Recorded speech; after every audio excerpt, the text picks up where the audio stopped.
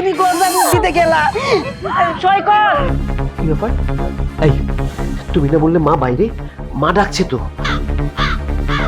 কি ব্যাপার মা, ডাকাডাকি করছো কেন? দেখ না বৌমা হঠাৎ করে অসুস্থ হয়ে গেছে, পেটে ব্যথা করতেছে, চোখে ঝাপসা দেখতেছে, তাড়াতাড়ি চল মেডিকেল লয়ে যাইতে হইব। আহ মা, তুমি এই কথা বলছো? ও একটা মেয়ে মানুষ, অন্তঃসত্ত্বা হয়েছে। তাছাড়া এই সময় এরকম একটু ব্যথা থাকবেই।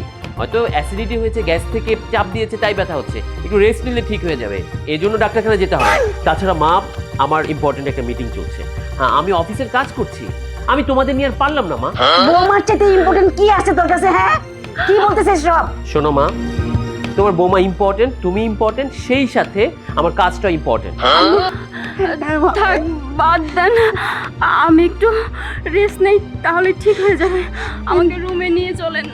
না না না, হসপিটালে নিয়ে যেতে হবে, ডাক্তারের কাছে। এই, ঠিক আছে, তোকে নিয়ে যেতে হবে না। আমি বৌমাকে মেডিকেলে নিয়ে যাচ্ছি। আমার লাইফে এখন শুধু একটা মানুষ ইম্পর্টেন্ট।